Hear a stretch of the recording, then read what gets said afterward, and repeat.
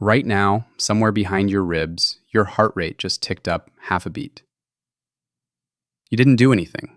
You're just sitting there, maybe reading this on a couch, maybe in bed, completely safe. And yet some part of you, deep underneath the part that knows better, is still scanning the room, still checking the exits, still listening for something in the dark. You are not imagining this. Your body is running a program that was written 2 million years ago, and it has never been updated. Let's start with the obvious question. What is it actually doing? In the late 1990s, a neuroscientist named Joseph Ledoux mapped something called the amygdala, a small almond-shaped cluster of neurons buried deep in your brain. Ledoux discovered that this structure doesn't wait for you to consciously process a threat. It reacts before your conscious mind even knows what it saw. A shadow moves in your peripheral vision, and your amygdala has already triggered a cascade of stress hormones before the rational part of your brain finishes forming the thought, "What was that?" This is not a flaw in the design. This is the entire point of the design.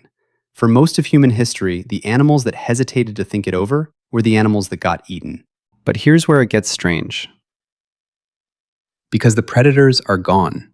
You are, statistically, one of the safest humans who has ever lived. No lions in the grass, no hyenas circling the fire, and your amygdala did not get the memo. Think about what actually spikes your heart rate today. A notification sound at 11 p.m., an unread email from your boss, a text that just says, "We need to talk." None of these things can physically harm you, not one. But your body responds to them with the exact same chemical signature it would use for a leopard in the bushes. Cortisol floods your bloodstream, your muscles tense, your digestion slows down because blood is being redirected to your limbs for a fight or a sprint that is never going to happen. In 2004, a group of researchers led by psychologist Sonia Lupian ran a study looking at chronic, low-level stress, the kind that comes not from a single terrifying event, but from a constant drip of modern anxiety. What they found was that people living under sustained psychological threat, deadlines, financial pressure, social conflict, showed measurable shrinkage in the hippocampus, the part of the brain responsible for memory and learning. Your ancestors' stress response was built for short, intense bursts, followed by recovery. Run from the predator, survive, calm down, go back to gathering. It was never designed to run for months.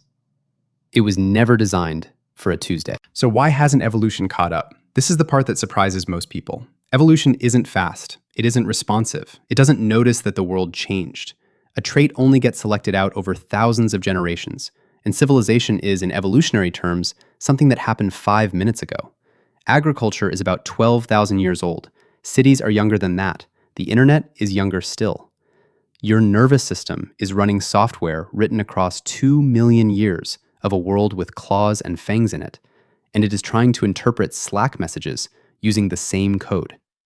And it's not just your stress response. Look at your fear of public speaking, consistently ranked as one of the most common fears in the world, ahead of death for some people. Why would standing in front of a room be more terrifying than dying? Anthropologists have an answer, and it isn't flattering.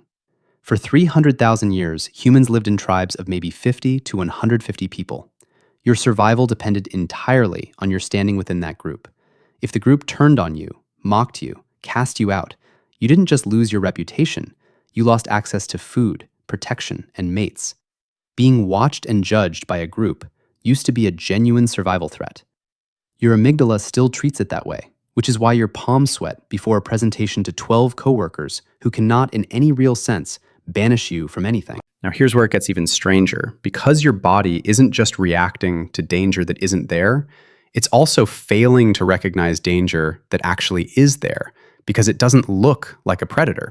Slow, invisible threats, a sedentary lifestyle, chronic loneliness, processed food don't trigger the alarm system at all.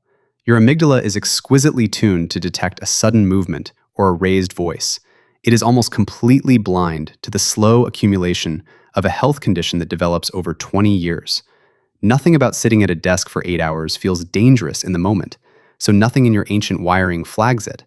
Meanwhile, a sharp email from your manager gets treated with the same urgency as a snake underfoot. The system is precisely calibrated for a world that no longer exists, and almost completely uncalibrated for the one you're actually living in. There's a researcher who spent decades trying to understand this mismatch directly. Evolutionary psychiatrist Randolph Nesse spent his career studying what he called smoke detector theory. A smoke detector is designed to go off far more often than there's an actual fire, because the cost of a false alarm, a little noise, a little annoyance, is nothing compared to the cost of missing a real one. Nesse argued that anxiety works exactly the same way. Your brain would rather trigger 100 false alarms than miss one real threat, because for most of human history, missing the real threat meant death, and a false alarm just meant a wasted burst of adrenaline. That trade-off made sense when the cost of a false alarm was small. But now you're not walking through open grassland. You're sitting in traffic, scrolling a feed, drowning in hundreds of tiny manufactured alarms a day, each one triggering the same ancient response built for something with teeth. So what do you do with a threat detection system that's aimed at the wrong century? You can't turn it off. Nobody has ever successfully argued their amygdala into silence. But there's something researchers have found that actually works, and it's strange because it's so simple. Movement. Not exercise as punishment, but movement as a signal. Your nervous system evolved to treat physical exertion as proof that the threat response did its job. You ran, you fought, you survived. Now you can stand down. When you never move, your body never gets that signal. The alarm just keeps ringing because nothing ever tells it the danger has passed.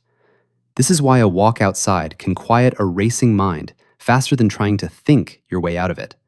You're not solving the problem intellectually. You're giving your body the one piece of evidence it's been built for 2 million years to look for: movement, followed by safety, followed by rest. Your ancestors lived in a world made of real, immediate physical stakes, and their minds were built to match it perfectly. You live in a world made of emails and notifications and slow-moving, abstract threats, and you were handed their exact nervous system anyway. No upgrade, no patch notes, just the same ancient alarm bell going off in a world it was never built to understand. And every time your heart rate spikes over nothing, that's not a malfunction.